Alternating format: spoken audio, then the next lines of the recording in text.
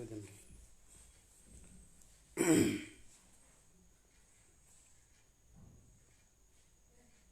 Hello, नमस्कार.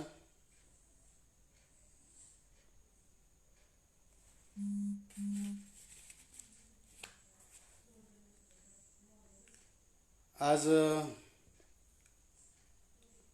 लहुजी वस्ताद साळवे कर्मचारी महासंघ यांच्या वतीनं आयोजित केलेल्या या अण्णाभाऊ साठे यांच्या जयंतीच्या निमित्तानं आयोजित केलेल्या या व्याख्यान कार्यक्रमामध्ये आपल्या सर्वांचं हार्दिक स्वागत करतो.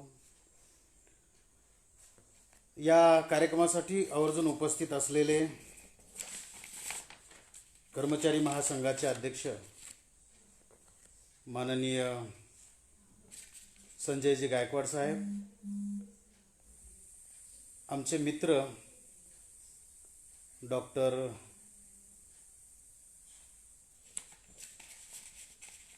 मस्के सर, यानंतर आमचे मार्गदर्शक प्राध्यापक तोंडारकर सर आणि सर्व मित्र हो. खरं म्हणजे गेल्या वर्षी आपण अण्णाभाऊंची जयंती साजरी करतोय. गेल्या वर्षापासून एक महाराष्ट्रामध्ये एक माहोल आहे आणि त्या अनुषंगानं आपण 101वी जयंती अण्णाभाऊंची साजरी करत आहोत आणि महाराष्ट्रामध्ये वेगवेगळ्या संस्थांच्या माध्यमातून हा कार्यक्रम अत्यंत चांगल्या पद्धतीनं राबवला जातो आहे आणि त्याचाच एक भाग म्हणून लसाकम कर्मचारी संघटनेच्या वतीनं महाराष्ट्र राज्यात अनेक व्याख्यानमालांचं आयोजन केलं आणि त्याचाच एक भाग म्हणून मलाही या व्याख्यानमालेमध्ये निमंत्रित करून आपल्याबरोबर अण्णाभाऊंच्या विषयावरती काही मतं मांडण्याची संधी दिली. त्याबद्दल मी लसाकमाचे सर्व पदाधिकारी, सर्व कर्मचारी यांचं मनापासून आभार व्यक्त करतो आणि मी माझ्या मुख्य विषयाकडे वळतो. आपल्या सर्वांना माहिती आहे की अण्णाभाऊ हे महाराष्ट्रातलं किंवा साहित्यिक विश्वातलं एक वेगळं व्यक्तिमत्व होतं आणि अण्णाभाऊंना आपण वेगवेगळ्या अंगाने तपासत असतो सातत्यानं. जे कवी अण्णाभाऊ, लेखक अण्णाभाऊ, साहित्यिक अण्णाभाऊ, शाहीर अण्णाभाऊ, नाटककार अण्णाभाऊ, कथाकार अण्णाभाऊ, सामाजिक चळवळीतले अण्णाभाऊ, राजकीय नेते अण्णाभाऊ, अशा वेगवेगळ्या अनुषंगानं अण्णाभाऊंचं जीवनचरित्र आपण तपासत असतो. आज ज्या विषयावरती मी बोलणार आहे तो विषय आहे अण्णाभाऊंचं समाजचिंतन.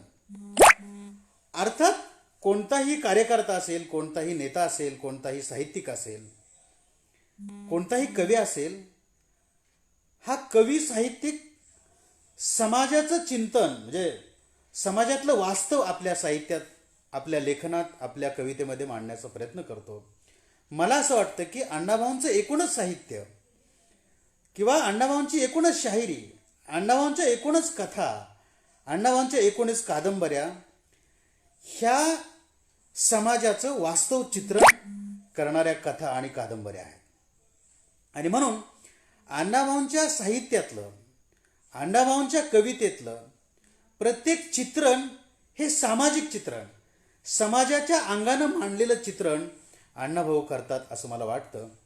आपल्या सर्वांना माहिती आहे की फकीराच्या कादंबरीच्या कैफियतमध्ये, ज्याला आपण प्रस्तावना म्हणतो किंवा मनोगत असं म्हणतो, त्याच्यामध्ये अण्णाभाऊ असं म्हणतात की माझं जे लिखाण आहे, मी जे लिहितो त्यातली सगळी माणसं, सगळी पात्र ही माझी पात्र आहेत.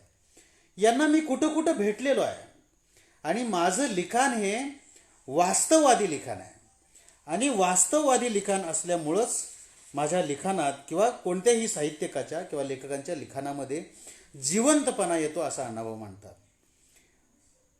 कल्पनेला वास्तवाची जोड असल्याशिवाय ते साहित्य सरस ठरत नाही आणि कल्पनेला वास्तवाची जोड नसेल तर ते साहित्य किंवा त्या लेखकानं लिहिलेलं साहित्य हे अंधारातल्या आरशासारखं आभासी असतं असं अण्णाभाऊ म्हणतात.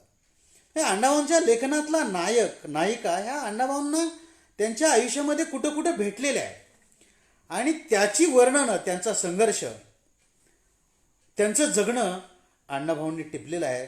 म्हणून इतर साहित्यिकांपेक्षा अण्णाभाऊंचं साहित्य हे वेगळं साहित्य आहे आणि म्हणून त्याचं चिंतन किंवा त्याचं चिंतन किंवा त्यांची आठवण, त्यांच्या साहित्याची आठवण आपण करत असतो. लेखक म्हणून अण्णाभाऊंचं जे साहित्य आहे, कवी म्हणून अण्णाभाऊंचे जे काव्य आहे, कवनं असतील, कथा असतील, कादंबऱ्या असतील, ह्या वास्तवाला धरून लिहिलेल्या कादंबऱ्या किंवा एकूणच अण्णाभाऊंचं साहित्य हे वास्तववादी साहित्य आहे. जगण्यावरती प्रेम करणाऱ्या माणसांचं साहित्य आहे. जगण्यासाठी संघर्ष उभा करणाऱ्या लोकांचं, समाजाचं साहित्य आहे. अण्णाभाऊंच्या साहित्यामध्ये जीवननिष्ठ परंपरा अण्णाभाऊ रेखाटतात. म्हणून अण्णाभाऊंच्या साहित्याचं एक वेगळेपण आहे असं आपल्याला वाटतं.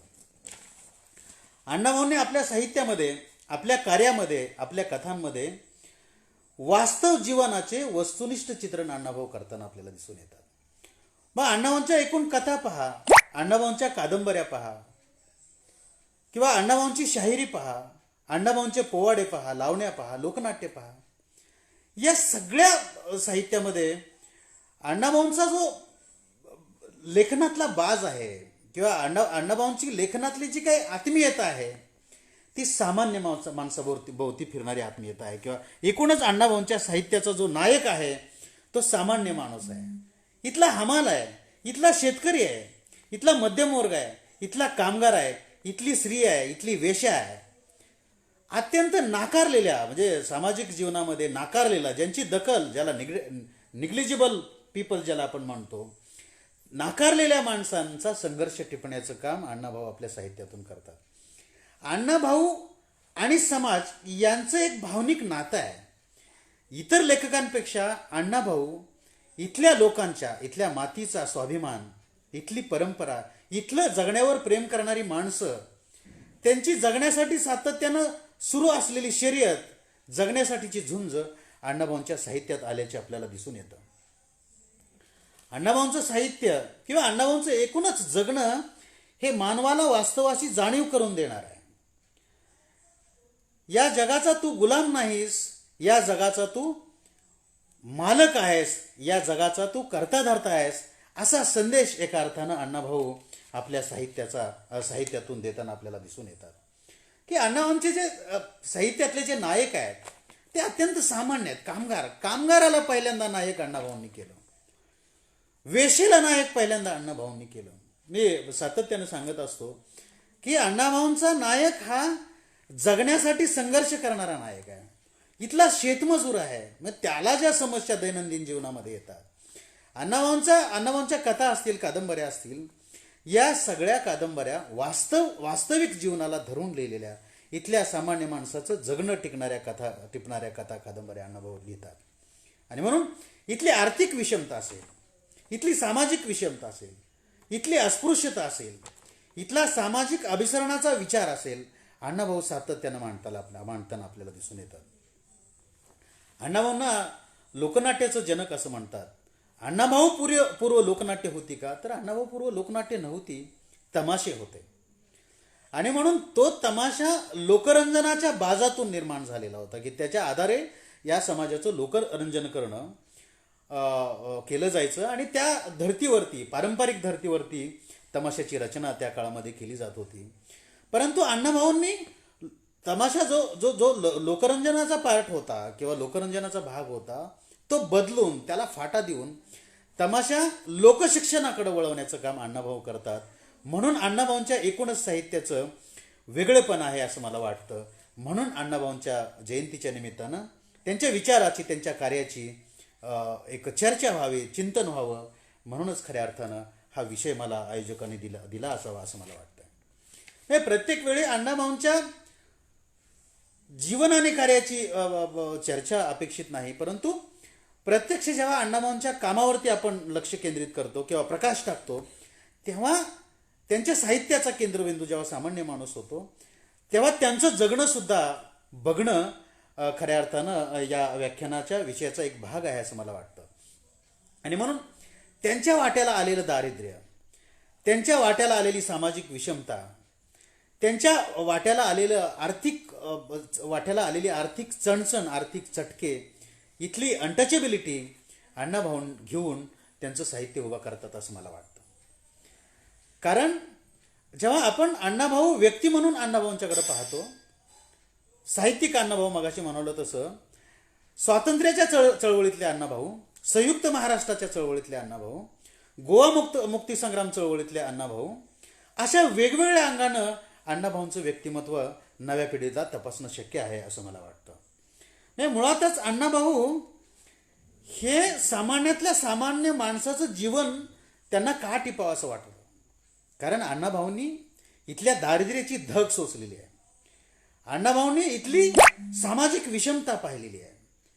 अण्णाभाऊंनी इथली जी सामाजिक उतरंड आहे ती अण्णाभाऊंनी बघितलेली आहे. त्याची चटके अण्णाभाऊंनी पाहिलेले आहेत. इथलं समाज म्हणून किंवा सामाजिक विषमतेतलं एका सामान्य मातंगकुळात जन्मलेला एक माणूस इतका मोठा साहित्यिक होतो, संयुक्त महाराष्ट्र चळवळीचा अग्रणी होतात, स्वातंत्र्याच्या चळवळीत सहभाग घेतात. याच्या पाठीमागची अण्णाभाऊंची भूमिका काय आहे, तर मला असं वाटतं की अण्णाभाऊंची याच्या पाठीमागची समाजाकडे बघण्याची जी दृष्टी आहे ती दृष्टीच अण्णाभाऊंना पुढं सातत्याने एक वेगळ्या लेवलची वैचारिक मांडणी करण्याची दृष्टी देताना आपल्याला बघायला मिळते. अण्णाभाऊ जेव्हा वाटेगावहून मुंबईला गेले, तो जो प्रवास आहे अण्णाभाऊंचा, तो अण्णाभाऊंचा खऱ्या अर्थानं जीवन शिक्षण देणारा प्रवास अण्णाभाऊ सातत्यानं मांडतात. की या काळामध्ये ज्या संकटांना अण्णाभाऊंना तोंड द्यावं लागलं आणि या सगळ्या संघर्षातून अण्णाभाऊ मुंबईला गेले आणि मुंबईला गेल्यानंतर ज्या लोकांमध्ये अण्णाभाऊ वाढले, ज्या लोकांमध्ये काही शिकण्याची उर्मी अण्णाभाऊंनी निर्माण केली, तर त्याच्या भूमिका मुंबईला गेल्यानंतर, मुंबईत म्हणजे वाटेगाव ते मुंबई हा जरी प्रवास अत्यंत दारिद्र्यातला असला तरी सुद्धा मुंबईला गेल्यानंतरचं दारिद्र्य अण्णाभाऊंचं सुटलेलं नाही आहे. आणि तिथं सुद्धा जगण्यासाठीची जी लढाई अण्णाभाऊंना करावी लागली त्या अनुषंगानं अनेक कामं, अनेक गोष्टी अण्णाभाऊंना कराव्या लागल्या. मग मी मागच्या व्याख्यानामध्ये सुद्धा सांगितलं की डोक्यावरती गठोडं घेऊन गल्लोगल्ली अण्णाभाऊ फिरत होते की एका कापड व्यापाऱ्याला सहकार्य करत किंवा कापड व्यापाऱ्याचं गठोडं डोक्यावर घ्यायचं आणि कापड म्हणून ओरडायचं. त्या अनुषंगानं अण्णाभाऊंनी एक वेगळी मुंबई बघितली. तिथल्या गल्ल्या, तिथल्या माणसाचं जगणं, तिथल्या झोपडपट्ट्या, उंच श्रीमंत मनोऱ्यात राहणारी माणसं. त्यामुळे अण्णाभाऊंना एक जीवनदृष्टी निर्माण झाली. किंवा इतर काही कामं करताना गरगडी म्हणून अण्णाभाऊंनी काम केलं. त्याच्यानंतर चित्रपटाची नावं लेखन करणारा पेंटर म्हणून अण्णाभाऊ काम करतात. किंवा इतर अनेक काही गोष्टी अण्णाभाऊ हमाल म्हणून अण्णाभाऊ काम करताना आपल्याला दिसतात. आणि म्हणून अशा वेगवेगळ्या संघर्षाचा, अनुभवाचा जो काही भाग अण्णाभाऊ आपल्या साहित्यात टिपतात, तो भागच खऱ्या अर्थानं अण्णाभाऊंना एक वेगळ्या उंचीवर घेऊन जाताना आपल्याला दिसून येतं. अण्णाभाऊ जेव्हा आपण पाहतो की जेव्हा अण्णाभाऊ राजकीय चळवळीकडे ओढले जातात, महाराष्ट्रामध्ये मुंबई ही आपली कर्मभूमी मानून त्या काळामध्ये अनेक राजकीय नेते मुंबईत स्थायिक झालेले होते. मग कॉम्रेड डांगे असतील किंवा जिना असतील, डॉक्टर बाबासाहेब आंबेडकर असतील, अच्युतराव पटवर्धन असतील, या इवन गांधी असतील, या सगळ्या लोकांनी आपल्या विचारांचा प्रभाव मुंबईतल्या लोकांच्यावरती, महाराष्ट्रातल्या लोकांच्यावरती निर्माण करावा म्हणून वेगवेगळ्या संघटनांच्या माध्यमातून जी आंदोलनं या ठिकाणी केलेली होती, राष्ट्रीय आंदोलनाचा तो भाग होती, त्यानं भारावून अण्णाभाऊ वेगवेगळ्या मोर्चामध्ये, संपामध्ये दाखल झाल्याचं आपल्याला दिसून येत आहे. आणि त्याचाच जो इम्पॅक्ट आहे, ज्याला आपण इंटेलेक्च्युअल इम्पॅक्ट म्हणतो, तो अण्णाभाऊंच्या चिंतनावर, अण्णाभाऊंच्या साहित्यावरती किंवा अण्णाभाऊंच्या कथावरती आल्याचं आपल्याला दिसून येतं. म्हणजे ही जी उर्मी अण्णाभाऊंची आहे की जगण्यासाठीचा संघर्ष, लहानपणापासून ते अगदी अण्णाभाऊंच्या शेवटपर्यंत या संघर्षांना अण्णाभाऊंची पाठ सोडल्याचं आपल्याला दिसून येत नाही. म्हणून अण्णाभाऊंचं व्यक्तिमत्व जेव्हा घडतंय, अण्णाभाऊ जेव्हा एक राष्ट्रीय व्यक्तिमत्व म्हणून जेव्हा पुढे येतात, आज आपण त्यांचं स्मरण करतो, तेव्हा अण्णाभाऊंची जी बॅक आहे, अण्णाभाऊंची जी पार्श्वभूमी आहे, ती सातत्यानं आपल्याला बघावी लागते. आणि त्या पार्श्वभूमीच्या अनुषंगानं अण्णाभाऊंचं जे साहित्य आहे, ते साहित्य मला असं वाटतं की एकाच वाक्यात त्याचं वर्णन करता येतं. जगण्यासाठी लढणाऱ्या माणसांच्या संघर्षाच्या कथा अण्णाभाऊंनी लिहिल्या, हेच अण्णाभाऊंचं साहित्य होतं. अण्णाभाऊंचा जो नायक आहे, तो नायक हा लढणारा आहे, तो रडणारा नाही, तो परिस्थितीला शरण जाणारा नाही. म्हणजे अण्णाभाऊंच्या अनेक, तुम्ही फकीरा पहा, वारणेचा वाघ पहा, वारणेच्या खोऱ्यात पहा, आवडी पहा, लाडी पहा, या ज्या कथा कादंबऱ्या आहेत, या सगळ्या जीवनासाठी जगण्यासाठी संघर्ष करणाऱ्या कथा आहेत. त्याचा इम्पॅक्ट, त्या कथांचा इम्पॅक्ट पुढं हळूहळू किंवा अण्णाभाऊंच्या एकूणच जीवनाचा इम्पॅक्ट त्या कथा कादंबऱ्यावरती किंवा त्यांच्या एकूणच जगण्यावरती झाल्याचं आपल्याला दिसून येतं. विशेषतः अण्णाभाऊंना जी वर्गीय दृष्टी निर्माण झालेली होती किंवा एक चष्मा अण्णाभाऊंना, एक ॲटिट्यूड, क्लासिकल ज्याला आपण म्हणतो की वर्गीय दृष्टी अण्णाभाऊंना का आली, तर या मी मागाशी सांगितल्याप्रमाणे की संप मोर्चात सहभागी झाल्यानंतर अण्णाभाऊंना असं वाटायला लागलं की सामान्य माणसाचा आवाज होऊन जो भारतीय कम्युनिस्ट पक्ष उभा राहतोय किंवा इथल्या कामगाराच्या श्रमाला प्रतिष्ठा द्यावी अशी डिमांड करतोय, इथल्या सामान्य शेतकरी वर्गाचे प्रश्न मांडणारा जो कम्युनिस्ट पक्ष आहे, त्या अनुषंगानं त्या काळाची गरज म्हणून अण्णाभाऊ कम्युनिस्ट चळवळीत कॉम्रेड डांगे यांच्या नेतृत्वाखाली कम्युनिस्ट चळवळीत काम करताना दिसतात. आणि या चळवळीमध्ये काम करत असताना कामगारांचं दुःख आणि दारिद्र्य अण्णाभाऊ टिपतात. खरं म्हणजे अण्णाभाऊंच्या एकूणच काय म्हणू आपण त्याला, का एकूणच जीवनाचा जो भाग आहे तो कामगार चळवळ आहे. म्हणजे मुळात अण्णाभाऊ हे कामगार चळवळीतून उदयाला आलेलं एक व्यक्तिमत्व होतं. आणि अण्णाभाऊंच्या लाईफमधून किंवा त्यांच्या जीवनामधून कामगार चळवळ जर वगळली तर अण्णाभाऊंच्या एकूण काय म्हणू आपण त्याला की कामगार चळवळीशिवाय अण्णाभाऊंचं जगणं हे फार ज्याला प्रगल्भतेचं जगणं नाही असं मला वाटतं. कारण या चळवळीनं अण्णाभाऊंना संघर्षाची देण दिलेली आहे. या चळवळीनं जगण्याचा संघर्ष दृष्टिक्षेपात अण्णाभाऊंनी मांडला. कामगार, इथला कामगार, त्याचं श्रम किंवा त्या काळातल्या श्रमाला प्रतिष्ठा नव्हती किंवा म्हणावं तेवढं आर्थिक त्याला पाहिजे तेवढं आर्थिक बळ त्या काळातल्या भांडवलदारांच्याकडून किंवा सरकाराकडून मिळत नव्हतं. म्हणून त्यांचे प्रश्न अण्णाभाऊ सातत्यानं मांडताना दिसतात. आणि त्याचाच एक भाग म्हणून 1944ला ज्या लालबावटा कलापथकाची स्थापना झाली आणि त्या कलापथकाच्या माध्यमातून अण्णाभाऊ कामगाराची दुःख दैन्य वेशीवर टांगण्याचा प्रयत्न करतात.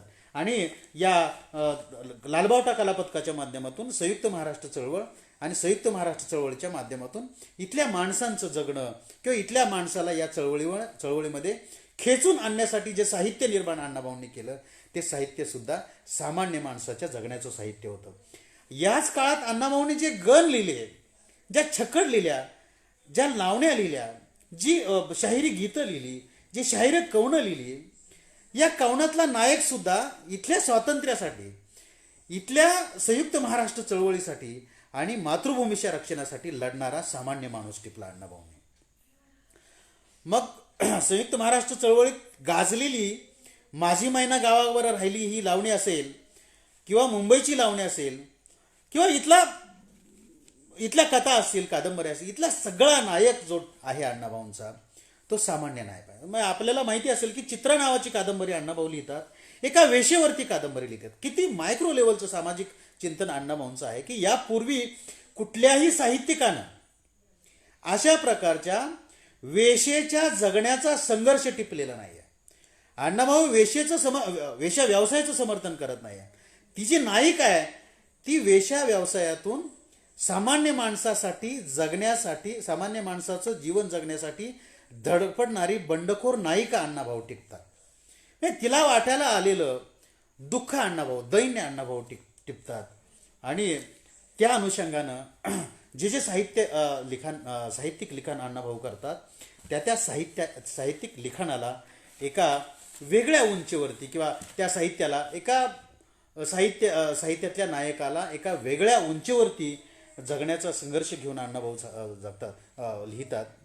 अण्णाभाऊ शाहीर अण्णाभाऊ म्हणून जेव्हा आपण अण्णाभाऊंच्या शाहिरीचा विचार करतो तेव्हा असं कोणतं वेगळेपण अण्णाभाऊंच्या शाहिरीत होतं म्हणून आपल्याला अण्णाभाऊंची शाहिरी आजही आठवते.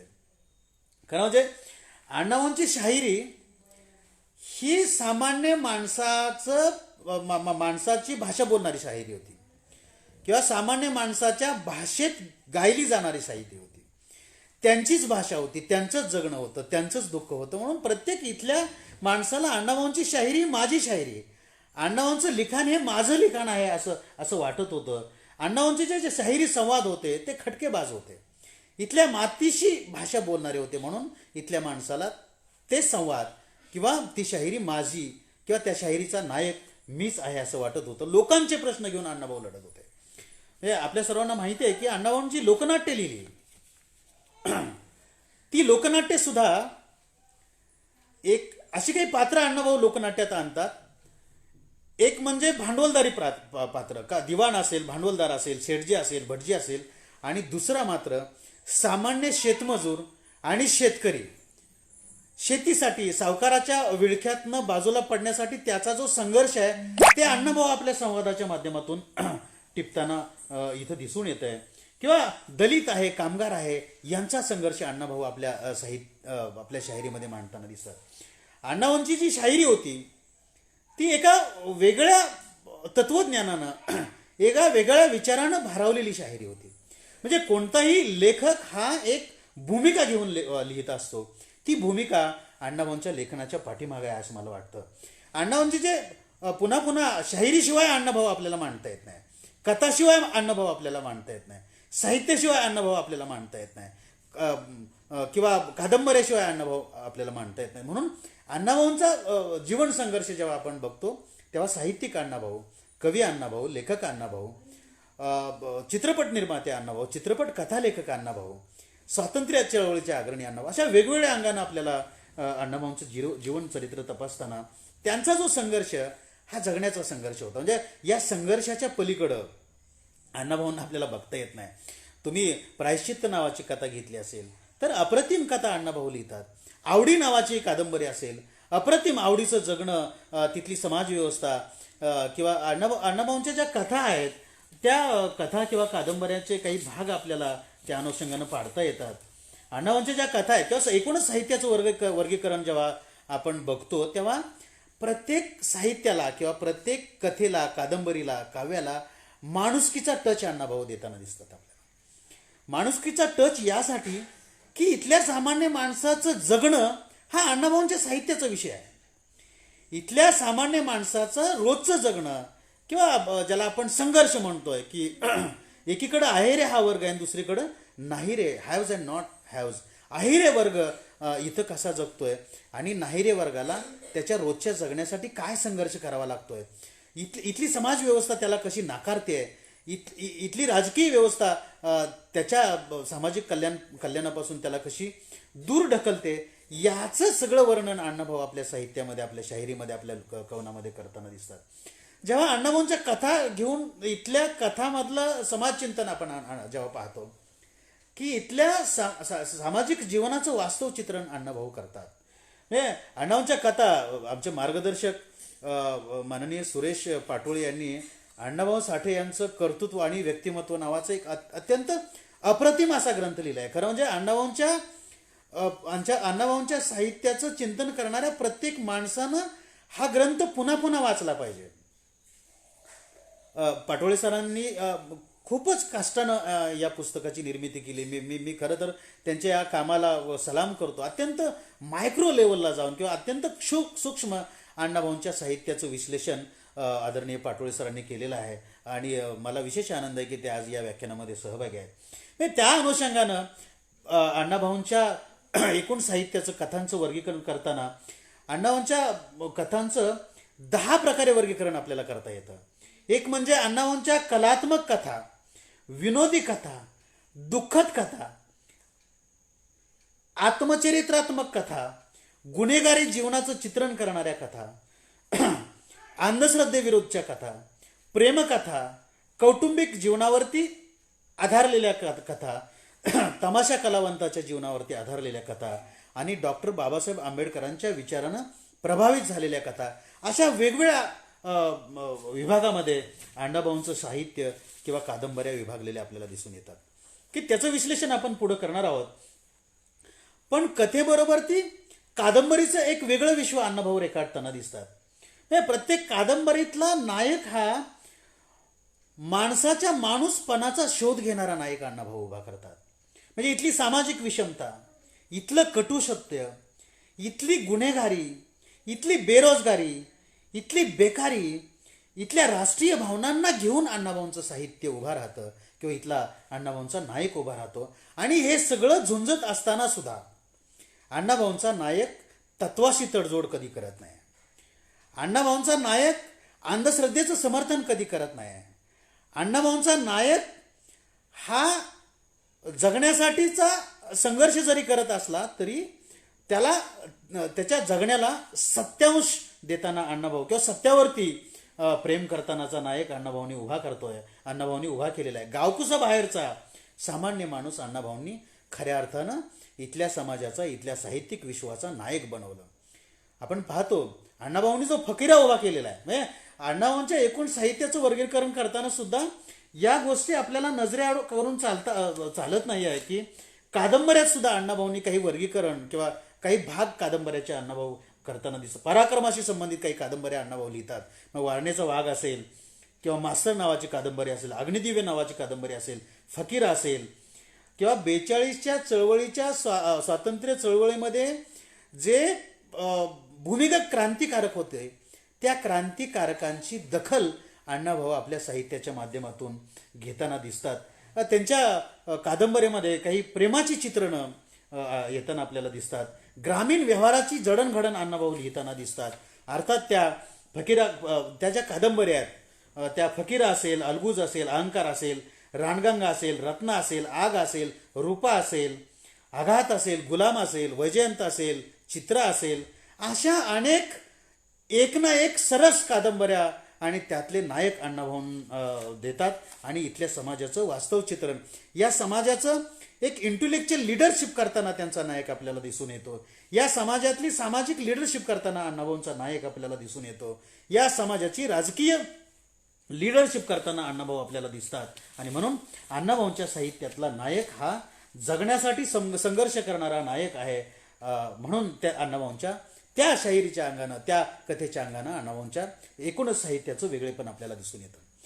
अण्णाभाऊ आणि संयुक्त महाराष्ट्र याचा जेव्हा आपण विचार करतो तर अण्णाभाऊ म्हणजे शाहीर अण्णाभाऊ, शाहीर अमर शेख आणि शाहीर गावणकर यांच्या कार्याशिवाय संयुक्त महाराष्ट्र चळवळीला यश येत नाही किंवा हे चळवळीचे नायक होते. They are the main leader of the United Maharashtra movement असं आपल्याला म्हणावं लागतं. म्हणजे त्या काळामध्ये जी गोष्ट तिथले पुढारी करत नव्हते किंवा तिथला एक चळवळीचे नायक करत नव्हते, ती गोष्ट अण्णाभाऊंच्या शाहिरीने केली.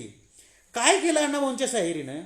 म्हणजे 100 भाषणापेक्षा अण्णाभाऊंच्या एका काव्याचा इम्पॅक्ट इथल्या समाज जीवनावर होत होता. आणि म्हणून अण्णाभाऊंची लावणी असेल किंवा अण्णाभाऊंची कवनं असतील, अण्णाभाऊंची शाहिरी असेल, अण्णाभाऊंची गीतं असतील किंवा ज्याला आपण काय म्हणू की स्तवनं असतील, ही सुद्धा स्तवनं अण्णाभाऊंनी त्या लोकभाषेत लिहिली आहे. म्हणजे मुळात शाहिरीला लोककला का म्हणतात किंवा फोक आर्ट का म्हणतात, तर इथली शाहिरी ही लोकभाषा बोलते, म्हणजे लोकांची भाषा, लोकांची समस्या मांडते.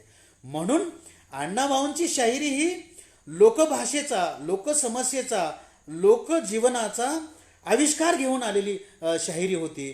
म्हणून अण्णाभाऊंची शाहिरी ही संयुक्त महाराष्ट्र चळवळीत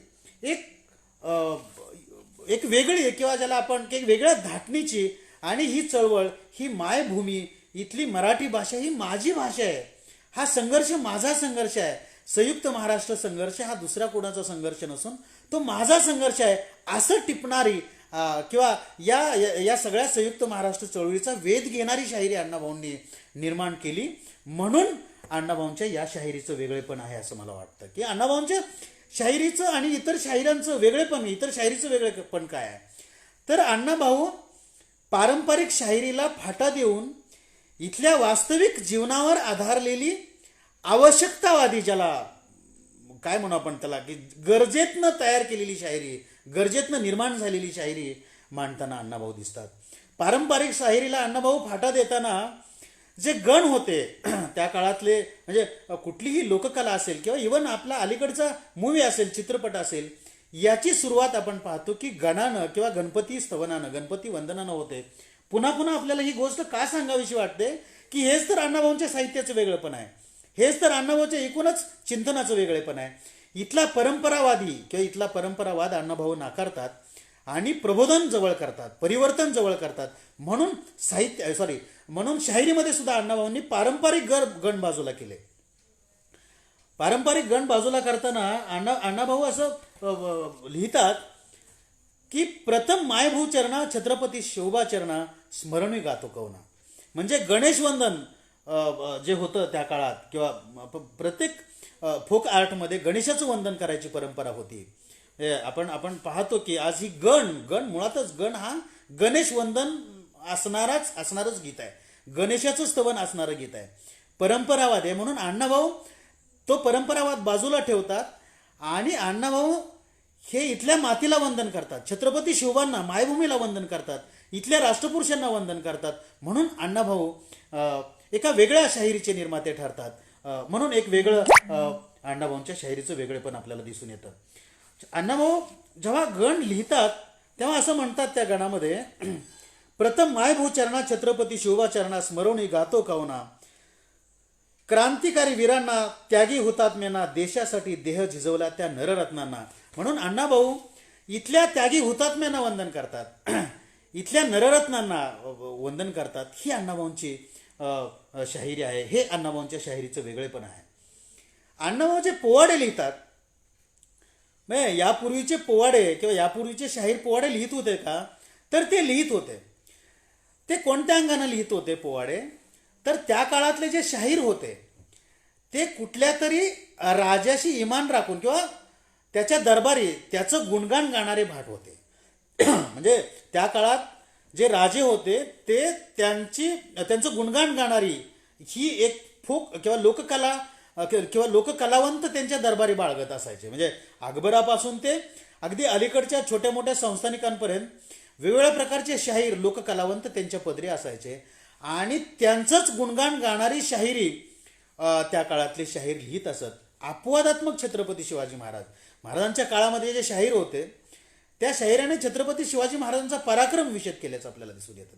पुढे 300-400 वर्षांनी अण्णाभाऊ म्हणजे जो शाहिरीचा नायक राजा, राजवाड्या किंवा त्याच्या लढाया किंवा त्याच्या तलवारीचा पराक्रम होता, शाहिरीचा विषय होता, तो बदलून अण्णाभाऊ त्यांच्या शाहिरीचा विषय हा सामान्य माणूस करतात, सामान्य कामगार करतात, इथला दलित करतात, इथली स्त्री करतात, इथला शेतकरी हा अण्णाभाऊंच्या शाहिरीचा विषय अण्णाभाऊ बनवतात. हे खऱ्या अर्थानं अण्णाभाऊंचं शाहिरीचं वेगळेपण आहे असं मला वाटतं. अण्णाभाऊंची जी शाहिरी आहे त्याला वैश्विक जाणीवा होत्या. म्हणजे अण्णाभाऊंची एकूणच शाहिरी जी आहे ती माणसाला माणुसकी प्रदान करणारी शाहिरी असली तरी सुद्धा त्या काळात आजच्यासारखी समाज माध्यमं नसताना, आजच्यासारखी इंटरनेट किंवा इतर काही गोष्टी नसताना सुद्धा अण्णाभाऊ त्या काळातल्या वर्तमानपत्रात आलेल्या बातम्यांच्या आधारे, वर्तमानपत्रात आलेल्या वेगवेगळ्या लेखांच्या आधारे आपली वैश्विक जाणीव निर्माण करतात आणि आपली वैश्विक जाणीव हा आपल्या साहित्याचा विषय करतात. अण्णाभाऊंच्या पोवाड्याचा विषय हा दुसरं महायुद्ध झाल्यानंतर तो जो जागतिक संघर्ष आहे तो जागतिक संघर्ष अण्णाभाऊ आपल्या पोवाड्याचा विषय करताना दिसतात. हे अण्णाभाऊंच्या पोवाड्याचं वेगळेपण आहे असं मला वाटतं. कारण शेवटी माणूस भारतातला असेल किंवा माणूस रशियातला असेल, माणूस इंग्लंडमधला असेल किंवा माणूस रशियातला असेल, त्याचं जगणं, त्याचे अश्रू, त्याचं दुःख, त्याचं दारिद्र्य हे समान पातळीवर ते अण्णाभाऊ जगतात. म्हणजे आपल्या सर्वांना माहिती आहे कितली भारतीय राष्ट्रवाद हा एका वेगवेगळ्या अंगाने आपल्याला बघता येतो किंवा ज्या जगातल्या वेगवेगळ्या लोकांनी राष्ट्रवादाची जी व्याख्या केली आहे, भारतीय राष्ट्रवादाची व्याख्या, ती समान भूमी, समान वंश परंपरा, समान धर्म, समान भाषा या सगळ्यांना मिळून राष्ट्र म्हणतो आपण. पण भारतात तसं आहे का? किंवा भारतात तसं नाही, त्याच्या उलट भारत देश आहे. असमान भूमी, असमान परंपरा, असमान भाषा, असमान धर्म किंवा असमान धर्म जेव्हा आपण बघतो तेव्हा हिंदू, बौद्ध, शीख, ईसाई, असमान भाषा, मराठी, गुजराती, तेलुगू, तमिळ, कानडी, हिंदी, असमान भाषा, असमान परंपरा आहे. तुम्ही दक्षिणेत गेलात की वेगळी परंपरा आहे, ट्रेडिशन आहे. तुम्ही उत्तरेत गेला की वेगळं ट्रेडिशन आहे. तुम्ही राजस्थानला गेला की वेगळं ट्रेडिशन आहे. तुम्ही महाराष्ट्रात गेला की वेगळं ट्रेडिशन आहे. असमान भाषा, असमान परंपरा, असमान भूमी, निळाशार समुद्र एकीकडे तर विस्तीर्ण वाळवंट दुसरीकडे, एकीकडे प्रचंड डोंगर रांगा तर दुसरीकडे काळी शार जमीन आहे. अशी भिन्न भौगोलिक पार्श्वभूमी असणारा हा देश, भिन्न भाषा, भिन्न परंपरा आणि भिन्न माणसं, इथला संघर्ष किंवा इथल्या वेदना अण्णाभाऊ जशा टिपतात तशा आंतरराष्ट्रीय स्तरावरच्या सुद्धा रशियातला माणूस असेल, अमेरिकेतला माणूस असेल, त्यांच्या भावना किंवा त्यांचे अश्रू अण्णाभाऊ त्यांचा संघर्ष अण्णाभाऊ, त्यांचा राष्ट्रवाद टिपताना अण्णाभाऊ लिहिताना आपल्याला दिसतात. म्हणजे कामगारांचं, जगातला कामगार हा एकच आहे असं अण्णाभाऊ मांडतात. हे जगातलं कुठलंही तत्वज्ञान हे कामगारांच्या चळवळीभोवती फिरत असतानाच आपण पाहतो. म्हणून अण्णाभाऊ जगातल्या सगळ्या कामगारांचं, इथल्या सामाजिक विषमतेचं दुःख टिपताना आपल्याला दिसतात. मी मगाशी म्हणालो की अण्णाभाऊंच्या शाहिरीला वैश्विक जाणीवा दिसतात. की नानकिंगच्या नगरापुढे नावाचा अण्णाभाऊ पोवाडा लिहितात, रशियाच्या नानकिंग नगरापुढे. स्टॅलिनचा पोवाडा अण्णाभाऊ लिहितात, बर्लिनचा पोवाडा अण्णाभाऊ लिहितात. एवढंच नव्हे तर स्पेनचा पोवाडा अण्णाभाऊ लिहितात, बंगालची हाक अण्णाभाऊ लिहितात. महाराष्ट्र आणि महाराष्ट्राच्या पलीकडे जाऊन जगातल्या सामाजिक विषमतेचे दुःख, जगातल्या कामगाराचे दुःख अण्णाभाऊ टिपतात. आपल्या सर्वांना माहिती आहे की लोकशाहीवरती आक्रमण करणारा जर्मन आणि हुकुमशाहीचं समर्थन करणारा, लोकशाही म्हणजे काय आपल्या सर्वांना पारंपरिक त्याची व्याख्या माहीत असली तरी सुद्धा लोकशाहीमध्ये लोककल्याणाला अधिक महत्त्व आहे, सामाजिक समतेला अधिक महत्त्व आहे, लोकभावनेला अधिक महत्त्व आहे. लोकांचा आदर करणारी ट्रेडिशन, परंपरा, विचार लोकशाहीमध्ये आहे. म्हणून ती लोकशाही टिकली पाहिजे असं अण्णाभाऊ या सगळ्या साहित्य विश्वामध्ये काही मांडणी करतात, तेव्हा लोकशाहीवर प्रेम करतात. आणि कुठंही अण्णाभाऊ हुकुमशाहीचं समर्थन करताना दिसत नाहीत. म्हणून इथला रशियामधला जो सामान्य माणूस होता, रशियन सेना होती, रशियन कामगार होता, तो लोकशाही किंवा समाजवाद जिवंत ठेवण्यासाठी अत्यंत निकराचा संघर्ष इथल्या हुकुमशाही प्रवृत्तीच्या विरोधात देताना अण्णाभाऊ टिपतात. म्हणून नानकिंगच्या नगरापुढे, म्हणजे नानकिंग नगर जिंकायची प्रोसेस जेव्हा जर्मन राष्ट्रगटांकडून सुरू होते, तेव्हा तो जो राष्ट्राचा स्वाभिमान भारून तिथला सामान्य माणूस लढताना अण्णाभाऊ टिपतात. स्टॅलिनचा पोवाडा अण्णाभाऊ लिहितात. या सगळ्या गोष्टी अण्णाभाऊ एक वैश्विक जाणीव म्हणून, सामाजिक चिंतन म्हणून खऱ्या अर्थानं आपल्यासमोर आणताना दिसतात. अण्णाभाऊंची शाहिरी फक्त महाराष्ट्रापुरती निर्माण झालेली शाहिरी होती का तर नाही. अण्णाभाऊंची शाहिरी ही महाराष्ट्राच्या बाहेर इथल्या भारतातला माणूस, इथला वास्तववाद टिपणारी, खरं म्हणजे कोणताही शाहीर हा काळाचा भाष्यकार असतो असं आपण म्हणतो, पण कोणताही शाहीर हा काळाचा भाष्यकार असला तरी सुद्धा तो इतिहासाचा साक्षीदार असतो. म्हणून त्या काळामध्ये अण्णाभाऊंनी जे निर्माण केलेलं साहित्य आहे ते आमच्या इतिहासकारांसाठी अस्सल साधन आहे. म्हणून जेव्हा त्या काळातल्या काही सामाजिक घटनांच्यावरती, राजकीय घटनांच्यावरती आपण जेव्हा प्रकाश टाकण्याचा प्रयत्न करतो, तेव्हा तिथला समाज, तिथला कामगार, तिथलं सामाजिक वास्तव, तिथलं राजकीय वास्तव, तिथला सामाजिक संघर्ष, तिथला राजकीय संघर्ष अण्णाभाऊंच्या साहित्याचा विषय आहे, अण्णाभाऊच्या पोवाड्यांचा विषय आहे. तिथला दुष्काळ, तिथली अस्पृश्यता, तिथली सामाजिक विषमता अण्णाभाऊ टिपतात.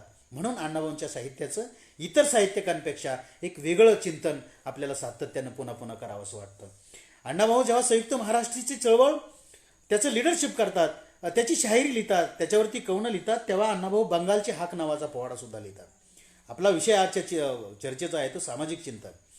आणि बंगालची हाक नावाचा पोवाडा अण्णाभाऊ कशाच्या आधारे लिहितात तर त्या काळामध्ये मित्र हो, बंगालमध्ये प्रचंड दुष्काळ पडलेला होता आणि त्या दुष्काळानं तिथली जनता होरपळून गेलेली होती.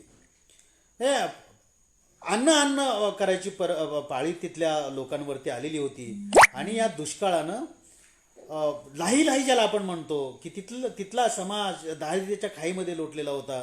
तिथली शेती नामशेष झालेली होती, अर्थव्यवस्था कोलमडलेली होती. म्हणून बंगालची हाक ही हाक काय आहे तर इथल्या महाराष्ट्रातल्या माणसांना, बंगालच्या लोकांना मदत करण्यासाठी अण्णाभाऊ हाक करतात किंवा हाक देतात. हा अण्णाभाऊंचा बंगालचा पोवाडा आहे. आणि म्हणून अण्णाभाऊ पोवाडा घेऊन, हा बंगालची हाक नावाचा पोवाडा महाराष्ट्रातल्या कानाकोपऱ्यात जेव्हा गातात तेव्हा महाराष्ट्रातल्या कानाकोपऱ्यातली मदत बंगालपर्यंत पोहोचली जाते. महाराष्ट्रातल्या माणसाला बंगालमधला माणूस चिंतेत आहे, अडचणीत आहे असं जेव्हा कळतं तर तेव्हा जात पात धर्म परंपरा किंवा भूप्रदेश न मानता इथला माणूस सढळ हातानं बंगालच्या माणसाला दुष्काळातून बाजूला करून तिथल्या माणसाला अन्नधान्य पुरवठा करताना, पाणी पुरवठा करताना, जे आवश्यक लागणाऱ्या गोष्टी निर्माण करतानासाठी जो पैसा आहे, अन्नधान्य आहे, तो देताना सुद्धा आपल्याला दिसलेला आहे. म्हणून अण्णाभाऊ बंगालची हाक हा पोवाडा लिहितात. तिथल्या लोकांचं दैन्य दारिद्र्य टिपताना अण्णाभाऊ लिहितात. याशिवाय पंजाब दिल्लीचा दंगा पोवाडा, तिथली जे काही लोकल क्रायसिस आहे आणि त्याचे जे दुष्परिणाम समाजावरती होतात त्याचं चित्रण अण्णाभाऊ पंजाब दिल्लीचा दंगा आणि सरकारने काय भूमिका घेतली पाहिजे. त्या काळातल्या काँग्रेस सरकारनं इथले जे जातीय विषमतेच्या अनुषंगाने निर्माण झालेले दंगे आहेत ते दंगे थांबवण्यासाठी सरकारची भूमिका काय असली पाहिजे या अनुषंगानं सुद्धा अण्णाभाऊ सरकारवरती टीका करताना दिसतात. तेलंगणाचा रणसंग्राम अण्णाभाऊ टिपताना दिसतात आणि महाराष्ट्राची परंपरा सुद्धा अण्णाभाऊ टिपताना दिसतात. कारण म्हणजे महाराष्ट्राच्या परंपरेवरती अनेक शाहिरांनी त्या त्या काळामध्ये वेगवेगळे गीतं लिहिलेले आहेत, पोवाडे लिहिले आहेत. पण अण्णाभाऊंच्या पोवाड्याचं वेगळेपण वेगळं आहे. अण्णाभाऊ इथली माणसं, इथली परंपरा, इथल्या डोंगररांगा, इथले किल्ले, इथल्या छत्रपती शिवाजी महाराजांचा पराक्रम, इथल्या मावळ्यांच्या लढाई, इथल्या परंपरेचा अभिमान बाळगणारी इथली माणसं, इथलं धनधान्य, इथल्या संत वाहणाऱ्या नद्या, इथल्या डोंगर रांगा, त्यांच्यावरती प्रेम करणारा मराठी माणूस अण्णाभाऊ टिकतात.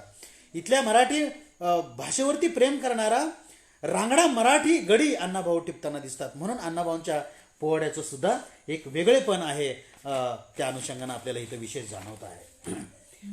अण्णाभाऊ रशियाचा प्रवास का लिहितात? अण्णाभाऊंना सामाजिक विषमतेची जाण होती. अण्णाभाऊ सामाजिक समतेचा विचार मांडणारा, एक विचार घेऊन लिहिणारा एक नायक होता. म्हणून जेव्हा आपण रशियाचा प्रवास वाचतो तेव्हा अण्णाभाऊ रशियाचा प्रवास लिहिताना काय भूमिका घेऊन लिहितात, म्हणजे मुक्त छंदानं अण्णाभाऊ रशियाचा प्रवास लिहितात. केवळ प्रवास वर्णन म्हणून त्याच्याकडे आपण न बघता भारतीय सामाजिक विषमता, इथला भारतातला कामगार आणि रशियातला कामगार, रशियामध्ये समाजवादी क्रांती झालेली होती आणि समाजवादी क्रांतीनं रशियातलं दारिद्र्य संपवलेलं आहे का? समाजवादी क्रांतीनं रशियातली सामाजिक विषमता संपवलेली आहे का? समाजवादी क्रांतीनं रशियातल्या कामगारांना प्रतिष्ठा मिळवून दिलेली आहे का? समाजवादी क्रांतीनं तिथल्या सामान्य माणसाला स्वातंत्र्य दिलेलं आहे का? तिथं झोपडपट्ट्या आहेत का? मुंबईसारखी पुलाखाली माणसं तिथं राहतात का? किंवा प्रचंड दारिद्र्यात माणूस तिथं राहतोय का? किंवा रशियातल्या समाजवादी क्रांतीनं माणसाला माणूस म्हणून जगण्याचं पूर्ण स्वातंत्र्य दिलेलं आहे का? याची तुलना करताना अण्णाभाऊ आपल्याला दिसतात. पण असं असलं तरी सुद्धा अण्णाभाऊ ॲक्सेप्ट करतात किंवा अप्रिशिएट करतात की रशियातल्या स्वातंत्र्यानं इथला माणूस सुखावलेला आहे, इथल्या कामगाराला प्रतिष्ठा निर्माण झालेली आहे. खरं म्हणजे आजपर्यंतचं उदाहरण असं आहे की यंत्र कामगारांना गुलाम बनवतं, पण अण्णाभाऊंनी रशियातला कामगार यंत्रांना गुलाम बनवताना पाहिला.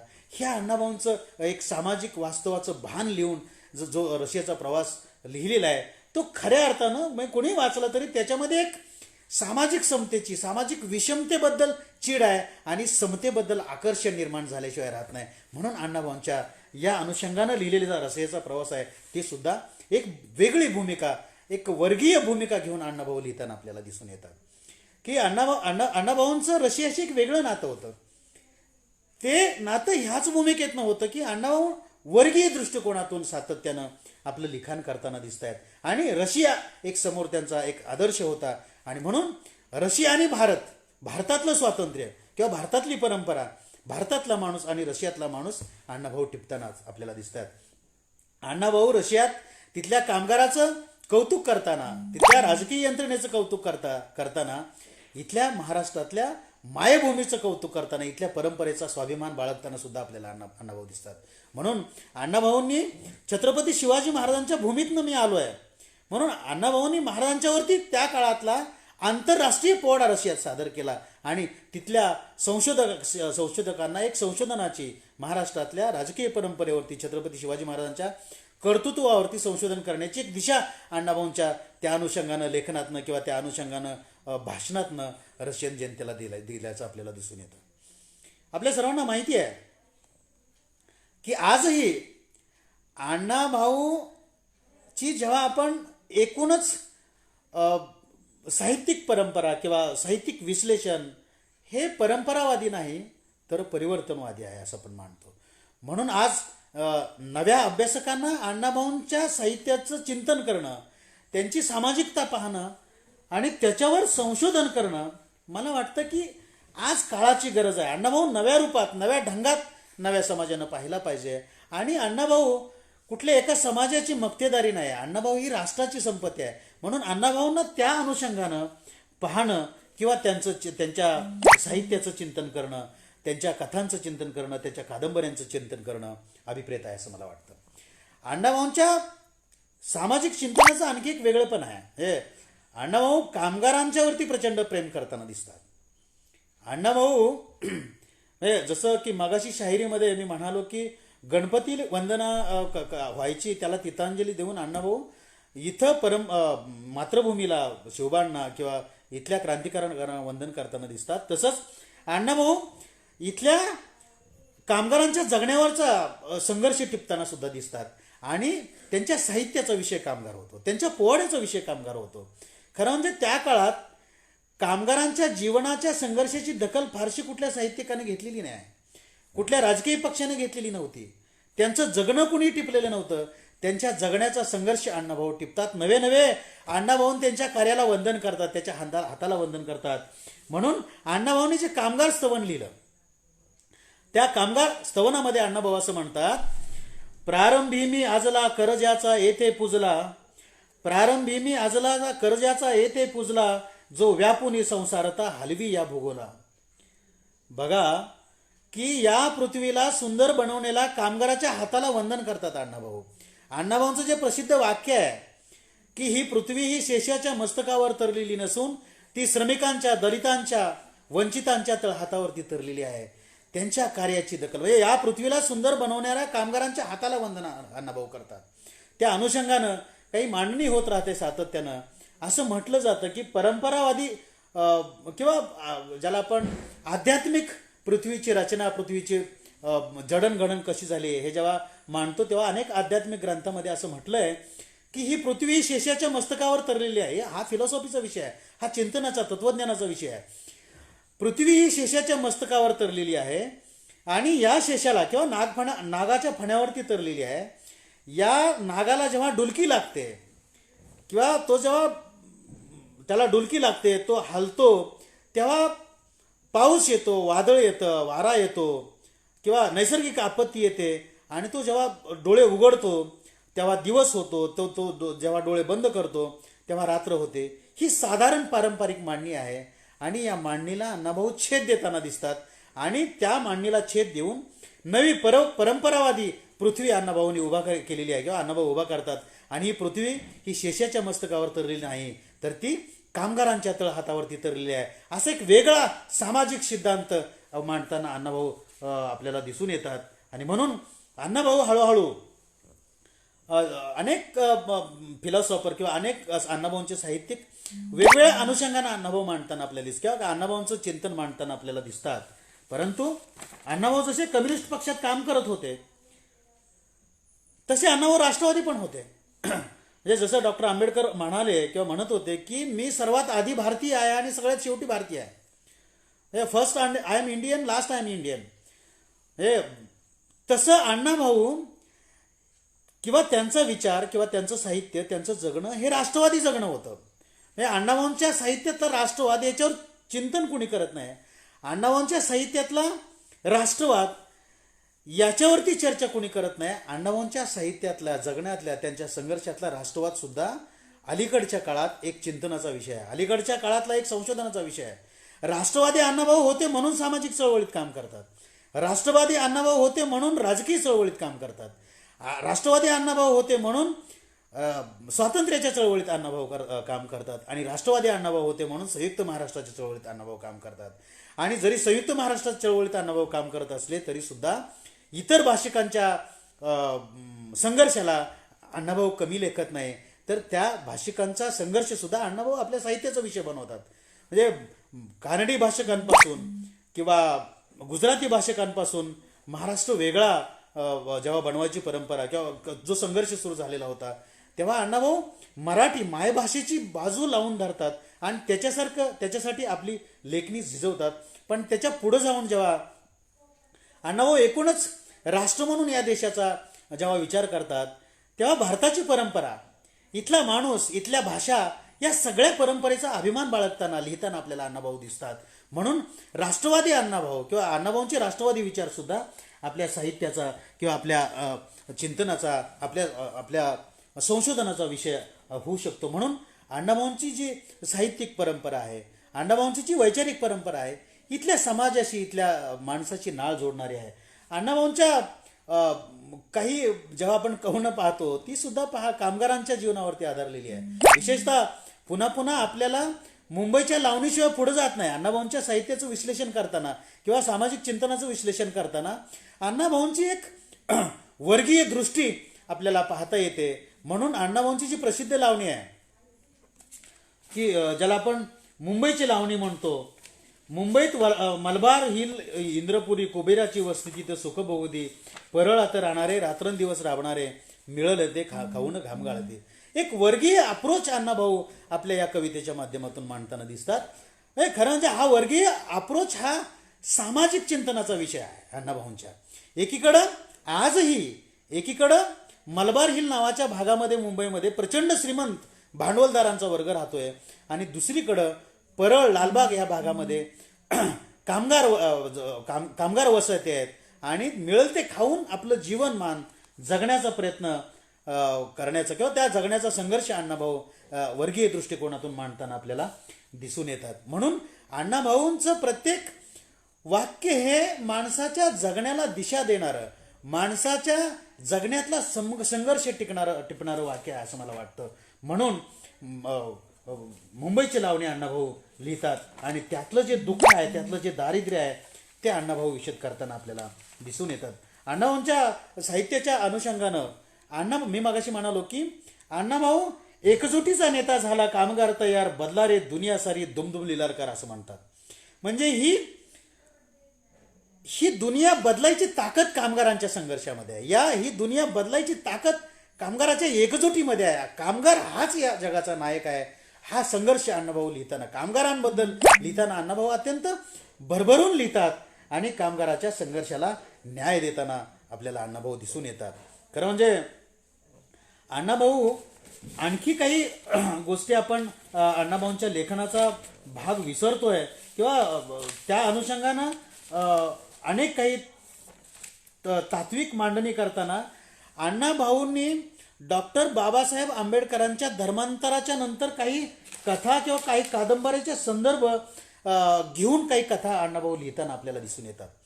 खरं म्हणजे हा एक सामाजिक समतेच्या अनुषंगानं, सामाजिक चिंतनाच्या अनुषंगानं काही कथांची निर्मिती, काही कादंबऱ्यांची निर्मिती अण्णाभाऊंनी केलेली आहे. आणि म्हणून हा सुद्धा अण्णाभाऊंच्या मांडणीचा, चिंतनाचा भाग आपल्याला अभिप्रेत असतो किंवा तो आपल्या लेखनाचा, आपल्या चिंतनाचा, आपल्या अभ्यासाचा विषय होतो. तुम्हा सगळ्यांना माहिती आहे की डॉक्टर आंबेडकरांनी धर्मांतर केल्यानंतर म्हणजे त्यांच्या अनुयायामध्ये काय वैचारिक बदल झाला. त्यांनी इथली धर्मपरंपरा नाकारली आणि बाबासाहेबांचा क्रांतिकारी विचार अंगीकारला.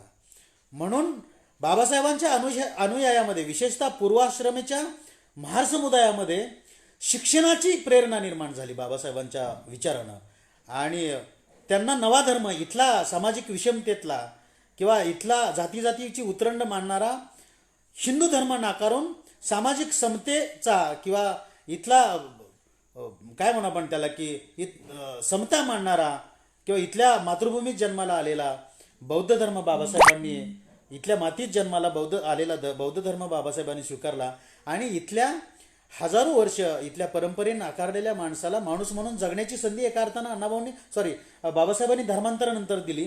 आणि ह्या धर्मांतराचा परिणाम हा सर्वांग झाल्याचं आपल्याला दिसून येत आहे. इथली राजकीय व्यवस्था बदलली, इथली सामाजिक व्यवस्था बदलली आणि ज्या लोकांनी बाबासाहेबांच्या विचारांनी प्रभावित होऊन धर्मांतर केलेलं होतं त्या लोकांनी आपल्या घरातले देव्हारे बाहेर काढले. म्हणजे हा इंटेलेक्च्युअल ट्रान्सफॉर्मेशन ज्याला आपण म्हणतो की वैचारिक बदल झाला आणि शिकण्याची किंवा संघटित व्हा, संघर्ष करा हा बाबासाहेबांचा मूलमंत्र घेऊन इथलं सामाजिक परिवर्तन सुरू झालं. आणि या परिवर्तनापासून मातंग समाज थोडा बाजूला आहे. म्हणजे वारुळ नावाची कथा त्या काळामध्ये एक प्रसिद्ध झालेली होती. मुसळे नावाच्या एका कथाकाराने ती लिहिलेली होती. आणि त्या कथेचा विषय सुद्धा बाबासाहेबांच्या विचारानं क्रांतीप्रवर झालेला त्यांचा अनुयायांचा भाग. आणि त्या काळात म्हणजे धर्मांतर झाल्यानंतर जी गाव कामगाराची किंवा गावकीची जी कामं त्या काळातल्या पूर्वाश्रमीच्या महार लोकांनी सोडून दिली, ती मागाने स्वीकारली आणि एक नवी गुलामगिरी मातंग समाजानं पत्करली, असं वास्तव चित्रण रेखाटणारी ती वारुळ नावाची कादंबरी होती. आणि त्या कादंबरीचं चिंतन सुद्धा अण्णाभाऊ करतात. त्याला पर्याय म्हणून अण्णाभाऊंनी अनेक काही कादंबऱ्या लिहिलेल्या आहेत. आणि त्या कादंबऱ्यामधून अण्णाभाऊ मातंग समाजाच्या संघर्षाचं चित्रण करतात किंवा त्यांच्या स्वाभिमानाचं चित्रण करताना सुद्धा आपल्याला दिसतात. एकीकडं बुद्धाची शपथ नावाची अण्णाभाऊंची एक कथा आहे, किंवा सोन्याचा मणी, विठू महार नावाची कथा आहे, सापळा नावाची कथा आहे, उपकाराची परतफेड नावाची कथा आहे. या सगळ्या कथा जेव्हा आपण पाहतो तेव्हा इथली सामाजिक परंपरा अण्णाभाऊ विषद करताना दिसतात. बुद्धाची शपथ नावाची जी कथा आहे अण्णाभाऊंची, ती धर्मांतरानंतरच्या सामाजिक जागृतीची कथा आहे. आणि बाबासाहेबांचा विचार हा किती परिवर्तनवादी विचार आहे. आणि या विचाराच्या अनुषंगानं इथला माणूस हा नवा विचार घेऊन येणारा, किंवा ज्याला आपण खरं म्हणजे बाबासाहेबांना निर्भयतेचा आदर्श सुद्धा म्हटलं जातं. अनेक काही बाबासाहेबांना जी आपण बिरुद लावतो त्यात मी आकलन केलेले बाबासाहेब हे खऱ्या अर्थानं निर्भयतेचे आदर्श आहेत. म्हणजे बाबासाहेब कधीच कुठल्या व्यवस्थेला घाबरले नाहीत, म्हणून बाबासाहेबांचा विचार सर्वदूर पसरला, आपल्यापर्यंत आला. तसंच अण्णाभाऊ सुद्धा त्या काळामध्ये जरी कम्युनिस्ट पक्षात काम करत असले, म्हणजे शेवटच्या टप्प्यात ते हळूहळू त्यातनं बाहेर पडताना दिसत आहेत. म्हणजे आपल्याला आता अण्णाभाऊंच्या वरती कम्युनिस्ट शिक्का मारता येणार नाही. होते अण्णाभाऊ गरज म्हणून कम्युनिस्ट पक्षात गेले होते. कम्युनिस्ट पक्षाचा प्रभाव सुद्धा, म्हणजे कम्युनिस्ट पक्षाचा जो विचार होता तो इथल्या सामान्य माणसाचा विचार होता. आणि तो घेऊनच अण्णाभाऊ लिहितात, तो घेऊनच अण्णाभाऊ सामाजिक चळवळीचं नेतृत्व करताना आपल्याला दिसत आहेत. पण हळूहळू ते सामाजिक समता म्हणजे जग बदलण्याचं तत्वज्ञान सुद्धा अंगीकारतायत. बुद्धाची शपथ असेल, सापळा असेल, उपकाराची परतफेड असेल, ह्या कथा जेव्हा आपण पाहतो नंतरच्या टप्प्यातल्या, त्या कथा सुद्धा इथल्या माणसाला जगण्याला, इथल्या माणसाच्या सामाजिक समतेला, इथल्या माणसाच्या स्वाभिमानाला आणि इथल्या माणसाच्या संघर्षाला, इथल्या माणसाच्या शिक्षण व्यवस्थेला किंवा त्याला शिकायला भाग पडणाऱ्या विचाराला बळ देणाऱ्या कथा आहेत असं आपल्याला वाटतं. म्हणून अण्णाभाऊ शेवटी जातात. आता याच्यामध्ये सुद्धा अलीकडच्या काळात काही लोक असं म्हणतात की वादविवाद काढतात. अण्णाभाऊ, कुणी म्हणतंय अण्णाभाऊ आंबेडकरवादी नव्हते, कुणी म्हणतंय की अण्णाभाऊ आंबेडकरवादी होते. या सगळ्या चिंतनाचा किंवा खोलाचा विचार करताना मला असं वाटतं की अण्णाभाऊंनी, म्हणजे हा प्रत्येकाचा व्यक्तिगत विषय आहे की अण्णाभाऊ आंबेडकरवादी होते, अण्णाभाऊ हिंदुत्ववादी होते, अण्णाभाऊ राष्ट्रवादी होते, पण अण्णाभाऊ आंबेडकरवादी होते का नव्हते हा ज्याच्या त्याच्या चिंतनाचा विषय आहे. मग मला जे आकलन झालं अण्णाभाऊंचं आंबेडकरांच्या चिंतनाच्या अनुषंगाने, मला असं वाटतं की नंतरच्या टप्प्यात ज्या कथा, त्या कथांवरती आंबेडकरांचा प्रभाव आपल्याला दिसतो. त्या कादंबऱ्यांच्यावरती आंबेडकरांच्या विचारांचा प्रभाव, म्हणजे बुद्धाची शपथ नावाची जी कथा आहे अण्णाभाऊंची, ती सुद्धा बाबासाहेबांच्या विचारांना प्रभावित झालेली आहे. किंवा जगबदल घालून घावं सांगून गेले मला भीमराव, हे गीत अण्णाभाऊ लिहितात, त्याला सुद्धा ही एक बाबासाहेबांची एक वैचारिक विचारधारा अंगीकारल्याचं किंवा जग बदलण्याचं तत्वज्ञान बाबासाहेबांच्याच विचारात आहे, हे अण्णाभाऊंना पटलंय असं मला वाटतंय, किंवा त्या काळात पटलेलं होतं असं मला वाटतं. की काही लोकांनी मांडणी केली ती खरी आहे की जेव्हा डॉक्टर आंबेडकरांच्या निधनानंतर अनेक कलावंतांनी त्यांना श्रद्धांजली व्हायसाठी मुंबईत एक कार्यक्रम आयोजित केलेला होता आणि अनेक कलावंत आपल्या कलेच्या माध्यमातून बाबासाहेबांना श्रद्धांजली किंवा अभिवादन करत होते. त्याच अनुषंगानं कवी वामन दादा कर्डकांनी अण्णाभाऊंना विचारलं की अण्णा तू काय करतोयस, तेव्हा अण्णाभाऊंनी ती कविता लिहिली, जगबदल घालून घावं सांगून गेले मला भीमराव. हे सांगून गेले मला भीमराव म्हणजे अण्णाभाऊ असं म्हणतात की बाबासाहेबांचा विचारच इथली सामाजिक व्यवस्था बदलणारा विचार आहे. बाबासाहेबांचा विचार इथल्या माणसाला माणूस म्हणून स्वाभिमान देणारा विचार आहे, किंवा जग बदलण्याची फिलॉसॉफी, जग बदलण्याचं तत्वज्ञान हे बाबासाहेबांच्या तत्वज्ञानात आहे. अशी वास्तव मांडणे अण्णाभाऊ करताना आपल्याला दिसतात. खरं म्हणजे खूप काही सामाजिक चिंतन या अनुषंगानं अण्णाभाऊंच्या वरती आपल्याला बोलता आलं असतं, पण वेळेचा खूपच वेळ झाला आहे. जवळपास 1 तासाहून अधिक काळ आपण चर्चा करतो अण्णाभाऊंची. या फेसबुक लाईव्हच्या माध्यमातून लसाकमचे महाराष्ट्राचे अध्यक्ष, आमचे मार्गदर्शक संजयजी गायकवाड साहेब इथं आहेत. मला आज विशेष आनंद वाटतोय की मी मगाशी पण म्हणालो की पाटोळे सर या ठिकाणी आहेत, की त्यांनी अत्यंत चांगल्या दर्जाचा अण्णाभाऊंच्या साहित्यिक किंवा अण्णाभाऊंच्या कथांचा, अण्णाभाऊंच्या विचारांचा मागोवा घेणारं अत्यंत प्रातिनिधिक, ज्याला आपण बेसिक पुस्तक म्हणतो, बेसिक ग्रंथ म्हणतो, हा संदर्भ ग्रंथ अण्णाभाऊंच्यावरती प्रेम करणाऱ्या, अण्णाभाऊंच्या विचार मांडणाऱ्या, अण्णाभाऊंच्या साहित्यावर प्रेम करणाऱ्या, त्यांच्या कार्यावरती प्रेम करणाऱ्या प्रत्येक माणसाच्या घराघरामध्ये असला पाहिजे असा अत्यंत चांगला ग्रंथ आदरणीय पाटोळे सरांनी केलेला आहे. माझ्या एकूणच जेव्हा जेव्हा मी मांडणी अण्णाभाऊंची करतो तेव्हा या ग्रंथाच्या आधाराशिवाय मी करत नाही. अनेक साहित्य अण्णाभाऊंचं असेल किंवा अण्णाभाऊंच्या वरती लिहिलेली जी संदर्भ ग्रंथ आहेत त्या ग्रंथांचं मूल्य यांना मी कमी मानत नाही, पण हे अत्यंत मायक्रो लेवलला जाऊन लिहिलेलं एक पुस्तक आहे. ह्या पुस्तकाचा आपण सगळ्यांनी विचार केला पाहिजे, चिंतन केलं पाहिजे, ते वाचलं पाहिजे. खऱ्या अर्थानं अण्णाभाऊंच्या समग्र वाङ्मयानंतर सगळ्यात चांगलं पुस्तक मला असं वाटतं की पाटोळे सरांनी लिहिलं आहे. ते माझ्या वाचनात आलं, मी माझं भाग्य समवतो. आपण इतका वेळ खरं म्हणजे कुठलाही खंड न पडता आपण माझ्याशी जोडले गेलेले आहात. मी मगाशी म्हणालो की आमचे मार्गदर्शक किंवा आमचे नेते आहेत की संजय गायकवाड सर, महाराष्ट्रात ज्याचे अध्यक्ष आहेत लसाकमचे, ज्यांनी मला आज या फेसबुकच्या माध्यमातून आपले विचार व्यक्त करण्याची संधी दिली, ते आमचे मित्र गुरुवर्य तोंडारकर सर असतील किंवा आमचे मित्र म्हस्के सर असतील, या सर्वांचं मी मनापासून आभार व्यक्त करतो. आणि खूप दिग्गज लोक फेसबुक लाईव्हच्या माध्यमातून जोडलेले आहेत मला दिसतंय. आमचे डॉक्टर भिसे सर आहेत, आमचे अनेक मित्र आहेत, डॉक्टर जया कदम आहेत, ताटे देशमुख आहेत, माझ्या कॉलेजचे काही प्राध्यापक आहेत, काही चळवळीतले मोठी मोठी लोक आहेत. सगळ्यांची नावं घेणं मला इथं शक्य नाही, पण त्या अनुषंगानं माझं व्याख्यान आपण सगळे ऐकता आहात. ऐकलं त्याबद्दल मी आपल्या सर्वांचं मनापासून आभार व्यक्त करतो, लसाकमचा आभार व्यक्त करतो आणि मी माझ्या वाणीला पूर्णविराम देतो. जय हिंद, जय महाराष्ट्र. धन्यवाद. Thank you so much.